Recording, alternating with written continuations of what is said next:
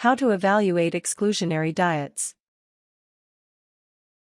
Exclusionary diets or elimination diets have become quite popular over the last few years. Most are based off of the concept that eliminating or excluding certain foods or food groups can help stimulate weight loss, decrease inflammation, get rid of migraines or heal the GI system, among many other ailments. However, whenever you're eliminating certain items, it's important to monitor your overall nutrition and health. Excluding too many foods is unwise and unbalanced, whereas excluding foods like fried foods or those with added sugars may actually be more beneficial to your health. Evaluate and review exclusionary diets carefully before selecting one that will be appropriate for you. Part 1: Picking out an exclusionary diet. 1. Evaluate the cost of the program. Cost is an important factor when evaluating any type of diet. However, elimination or exclusion diets may be more costly than you think. Review whether or not your diet of choice will fit into your weekly food budget. Many exclusionary diets that are designed to help relieve an ailment like headaches, bloating or chronic constipation will require you to avoid a certain ingredient in foods, like gluten or eggs. Finding replacement items can be quite costly. For example, gluten-free foods are significantly more costly than the regular gluten-containing items.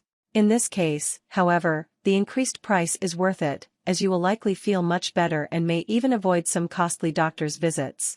Some exclusionary diets may also promote the consumption of certain foods that can also be costly. They may promote you drinking certain beverages, like coconut water for electrolytes, or only purchasing 100% organic items. Make sure you review the types of foods they promote and how the costs of those foods will fit into your budget. 2. Look for a well-balanced program. All foods, even ones that are considered unhealthy, contain nutrients that are used by your body to maintain normal functioning. If you're following an exclusionary diet that restricts multiple foods or food groups, this can lead to an unbalanced way of eating. If you're looking to improve your health or lose weight, you should still follow a well-balanced and nutritious diet. This means you're eating a wide variety of foods from every food group most days. The paleo diet, for example, suggests avoiding large groups of foods including dairy, beans, lentils, and whole grains. The downside of this is that these foods are incredibly nutrient-dense and contain a wide variety of nutrients that can promote safe weight loss and a healthy body. If you're looking at exclusionary diets, choose one that doesn't rely on the avoidance of entire food groups. Limiting a few items is okay, but unless medically necessary, do not choose to follow a diet limiting an entire food group. It's only recommended to avoid certain foods if you have a clinically diagnosed food allergy or autoimmune disease where food avoidance is the only method of maintaining your health. 3. Note the required duration of the exclusions. There are some exclusionary diets that do limit a larger amount of items initially, but then slowly add them back in over time. As long as the duration of the exclusions is not too long, these are generally safe to follow. Some diets, especially low-carb diets, suggest cutting out foods that are higher in carbohydrates. For example, the Atkins diet suggests cutting out fruits, starchy vegetables, some dairy and grains for the first 2 weeks. However, if you follow the plan, they are slowly added back in. This type of exclusionary diet is acceptable and generally safe for most healthy adults. Also consider how long you'll actually be able to give up certain foods. If you love dairy foods, but the diet you're considering suggests permanently giving up dairy, that might not be realistic for you. Review your diets and see just how long you're supposed to exclude or avoid certain foods. It's important to know this information, because if you reintroduce the food you may forfeit the benefits associated with the diet, like weight loss. 4. Do your research on substitute foods. If you're following an exclusionary diet, the basis is that you're going to avoid certain foods or ingredients in foods. Be careful when you replace these items with substitutes, as these may not be what you're looking for. For instance, if you follow a gluten-free diet, you may miss bread or sandwiches. You may look into gluten-free breads to fill this need. However, many of these foods are highly processed and contain more sugar, fat and calories than the original version. If you're following an exclusionary diet, be mindful if you're choosing to replace some of the banned items with substitutions. Limit your intake of these items, especially if they seem overly processed or end up being higher in calories, sugar and fat. 5. Look out for programs requiring vitamin or herbal supplements. Many diet programs, both exclusionary and otherwise, suggest the use of herbal or vitamin supplements to either promote weight loss or other desirable effects on your health. Be careful with these supplements and research them thoroughly before taking. If you've chosen a diet to follow that suggests taking certain supplements, like B12 or green coffee bean extract, always speak to your doctor first. These supplements are not regulated by the FDA and can seriously react with your current medications and health conditions. Never take a supplement without consulting with your physician. Some exclusionary diets may suggest taking a supplement to replace the vitamins, minerals, or other nutrients that are common in the foods they are suggesting you avoid. For example, they may suggest avoiding dairy foods but also suggest taking a calcium supplement as well. This is generally appropriate, but still should be reviewed with your primary physician. 6. Look for a medically supervised program. If you find that you're having a variety of unexplained symptoms, like constipation, diarrhea, bloating or gas, on a regular basis, you may want to consider following a medically supervised exclusionary or elimination diet. Many doctors offer the ability to follow a doctor-designed and supervised diet in their office. They will create the diet for you based on your report of symptoms and food recall and monitor your progress. Your doctor will likely suggest eliminating one food first, followed by other suspect foods. They will also monitor and manage the reintroduction of foods or continued exclusion of certain foods. They may also suggest that you take some vitamin or mineral supplements if they feel your diet is not well balanced when following the recommended food exclusions. These medically supervised programs are generally safe for most healthy adults and you should feel comfortable following one of these programs. Part 2. Tracking and monitoring your progress. 1. Start a food journal. With any new diet or eating pattern, it'll be beneficial for you to start a food journal. This can help give you insight into your current eating patterns and help keep you on track. A food journal can give you insight into your current method of eating. This might give you some ideas of what needs to change about your diet and how an exclusionary diet may help. A food journal also helps keep you accountable. If you're following an exclusionary diet, writing down everything you eat may help prevent you from indulging in the foods you should be avoiding. Also, studies show that those who kept a regular food journal ended up losing more weight in the long term. So if you're following an exclusionary diet for weight loss, consider starting up a food journal.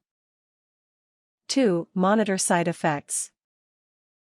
Another important thing to track when evaluating your exclusionary diet is any side effects. When cutting out certain foods, food groups, or certain ingredients, you may notice some changes in your body.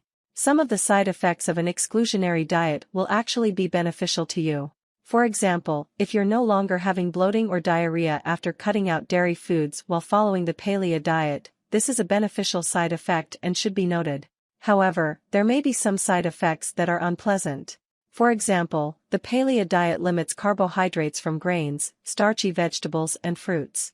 Sometimes a lower carb diet may cause headaches, constipation and mental fogginess. Keep notes of any positive or negative side effects in your food journal.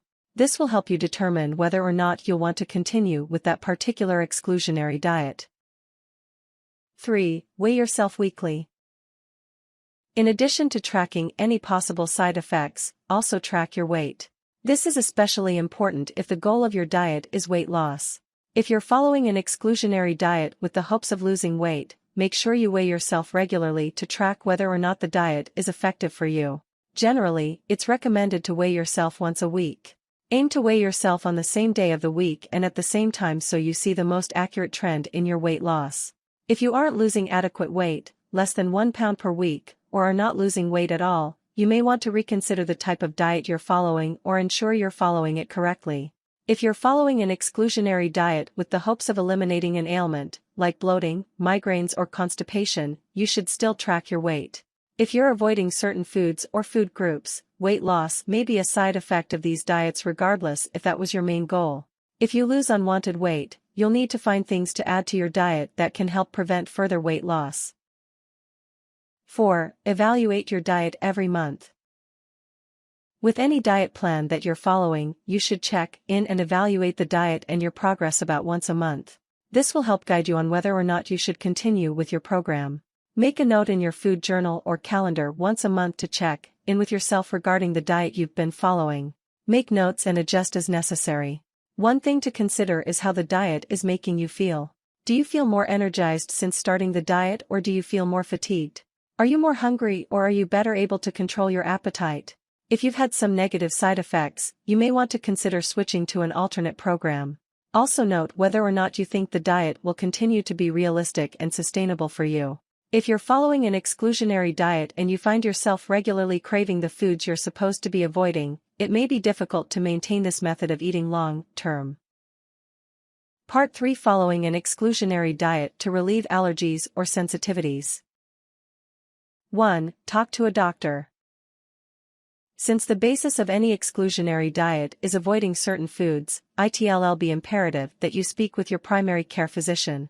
If you think you may have a food allergy and want to try an exclusionary diet, consider speaking to an allergist to make sure this type of eating pattern is safe for you.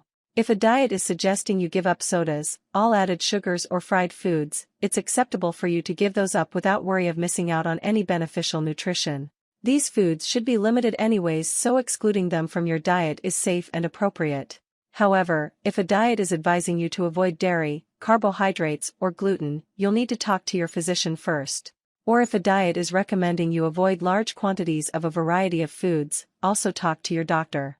They will be able to tell you what's truly appropriate for your current state of health. If you think you have a food allergy or sensitivity, make an appointment with an allergist. They may do a skin or blood test to see if you truly react to certain foods and whether or not an exclusionary diet would be beneficial to you.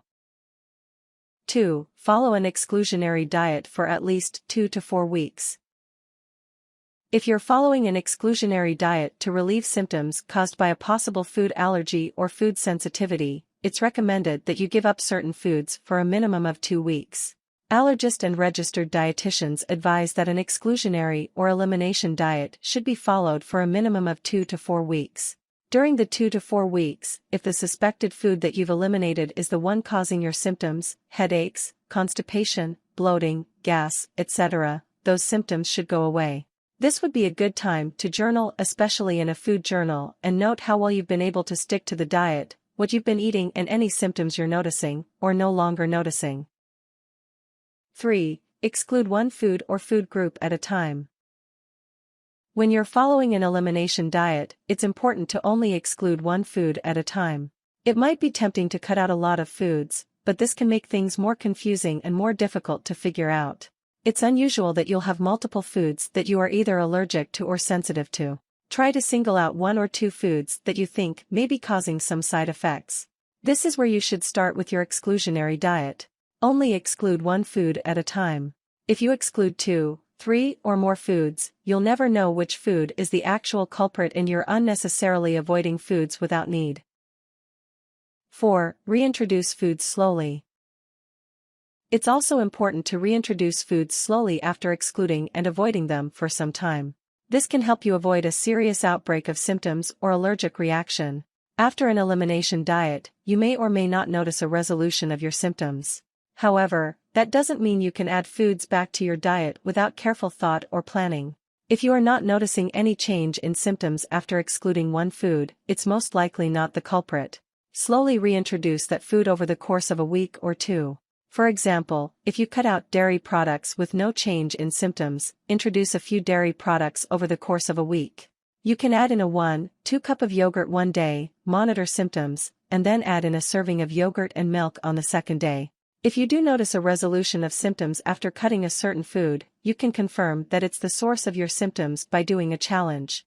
Introduce the food in small doses back into your diet, and if the symptoms return, this confirms that the food is causing your symptoms. Tips.